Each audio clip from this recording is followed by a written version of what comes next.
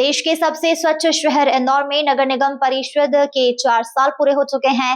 इस मौके पर महापौर पुष्पमित्र भार्गव ने बीते कार्यकाल का रिपोर्ट कार्ड पेश किया है और भविष्य के 25 वर्षों का विजन भी सामने रखा है। डिजिटल इंदौर, जल प्रबंधन, स्वच्छता, सड़कों और हरित ऊर्जा को लेकर कई बड़े ऐलान किए गए हैं। इंदौर नगर निगम परिषद के 4 वर्ष पूर्ण होने के अवसर पर महापौर पुष्पमित्र भार्गव और एमआईसी सदस्यों ने प्रेस वार्ता कर अपने कार्यकाल की उपलब्धियों और भविष्य की योजनाएं साझा की। महापौर ने कहा कि उनका लक्ष्य सिर्फ 5 साल का कार्यकाल नहीं, बल्कि अगले 25 वर्षों के इंदौर की मजबूत नींव रखना है।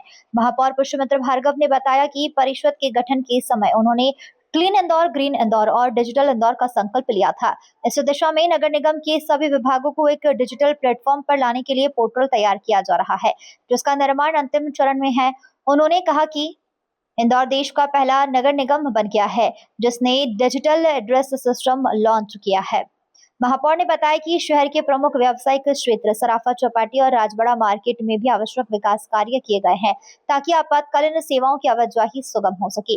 स्वच्छता को लेकर उन्होंने विश्वास जताया है कि इस बार भी इंदौर देश में नंबर 1 रहेगा। उन्होंने कहा कि इस बार देपालपुर के साथ मिलकर स्वच्छता अभियान को और मजबूत बनाया जा रहा है। इसके अलावा मास्टर प्लान की सड़कों का निर्माण, सीवरेज ट्रीटमेंट क्षमता बढ़ाना और सौर ऊर्जा को बढ़ावा देने पर भी तेजी से काम चल रहा है। देश के यशस्वी प्रधानमंत्री नरेंद्र मोदी जी, मध्य प्रदेश के मुख्यमंत्री डॉक्टर मोहन यादव जी और हमारे नगरीय प्रशासन मंत्री कैलाश विजयवर्गीय जी के विजन और सहयोग से इंदौर लगातार